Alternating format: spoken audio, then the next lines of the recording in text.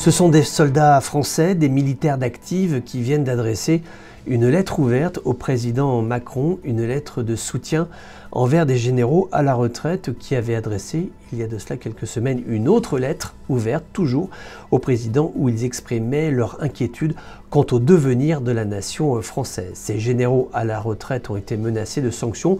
Par solidarité, ces soldats d'active leur disent qu'ils ont confiance en eux, en cette hiérarchie, et ces soldats d'active veulent partager le mal-être qui est celui de ces généraux à la retraite. Ces soldats d'active disent qu'ils combattent sur des théâtres étrangers, ils luttent contre le terrorisme et parfois, quand ils rentrent au pays, ils ne reconnaissent pas la France pour laquelle ils sont prêts à sacrifier leur vie.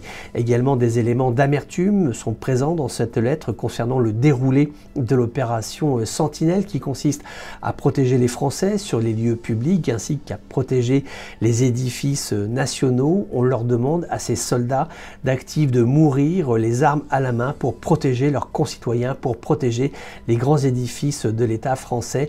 Or, durant l'exercice de ces missions, ils se voient parfois pris à partie par des jeunes. Ils se font parfois cracher dessus, des insultes sont proférées à l'encontre de la bannière tricolore. Nous sommes actuellement en France à l'aube d'une campagne présidentielle, donc cette seconde lettre, mais cette fois-ci signée par des soldats d'active, va être abondamment commentée par des acteurs politiques. Cette lettre est là aussi pour rappeler que le patriotisme n'est pas une valeur de gauche, de droite, d'extrême gauche ou d'extrême droite. C'est là quelque chose qui est commun à tous les Français, mais également à tous les peuples de toutes les nations du monde. Donc une lettre risquée de la part de ces soldats d'actifs qui veulent envoyer un message, qui veulent partager une inquiétude. C'est celle que la France pour laquelle ils combattent, c'est une France qu'ils sentent être en souffrance. Ils veulent dire leur inquiétude quant au devenir de la nation française.